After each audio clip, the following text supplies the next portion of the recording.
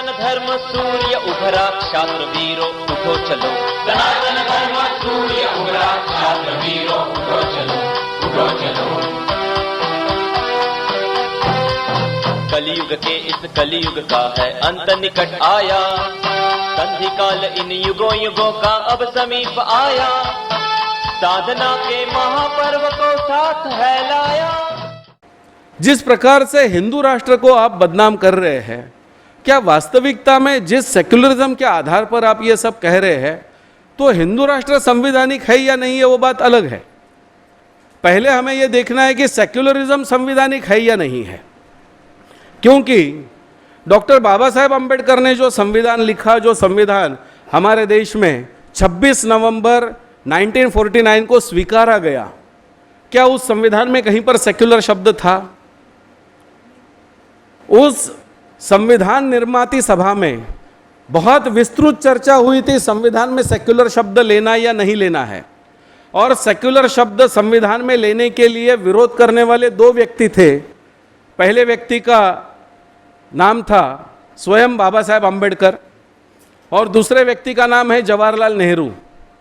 इन्होंने संविधान सभा में इसलिए विरोध किया कि यदि सेक्युलर शब्द आज हमारी संविधान में हम डालते हैं तो भविष्य में इसका गलत उपयोग होगा, और पाश्चात्य देशों में जिस प्रकार से सेक्युलर शब्द का अर्थ अधार्मिक या धर्म के विरोधी किया जाता है, वैसे भारत में भी होना प्रारंभ हो जाएगा।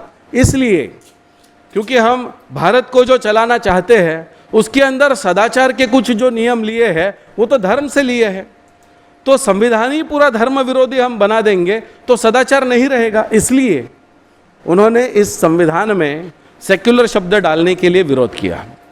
अब उसके बाद दुर्भाग्य से उसी कांग्रेस परंपरा में 1976 में इंदिरा गांधी ने 42nd amendment of Indian constitution, तो 42वीं सुधारना में संविधान को बदल दिया और संविधान को सेक्युलर कर दिया। कल ही एक आंकड़े आए हैं कि भारत में 16 सीटें ऐसे जीती गई है जहां पर 50% से ज़्यादा मुस्लिम बहुलता है।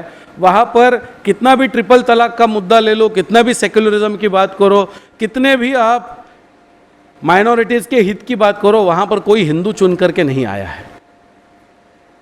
2circles.net पे एक आर्टिकल आया है कि पिछली 16वीं पार्लियामेंट में हमारे मुस्लिम समाज के 24 मेंबर्स थे, इस बार 27 हो गए, 3 मेंबर्स बढ़े हैं, लेकिन पूरे 542 की संख्या में अब भी कम है, तो ज़्यादा करने हैं।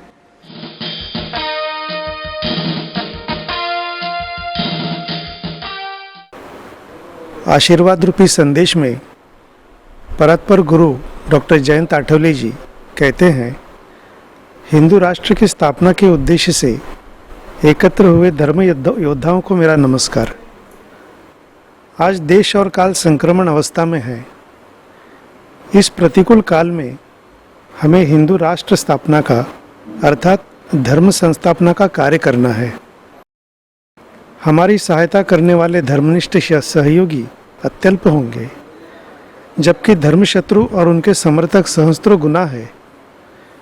शत्रुओं की अधिक संख्या और काल प्रतिकूल होते हुए भी हम बुद्धि, धन अथवा बाहुबल के आधार पर कार्य करेंगे, ऐसा विचार करना अनुचित होगा।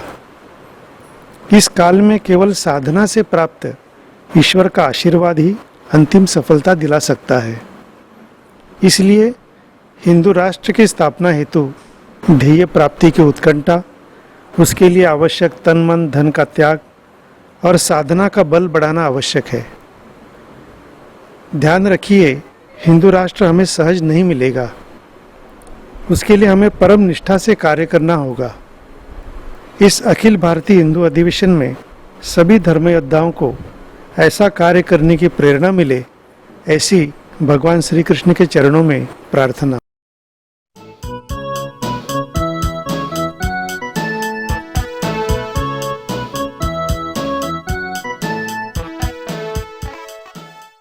जयतु हिंदू राष्ट्रम, जयतु हिंदू राष्ट्रम।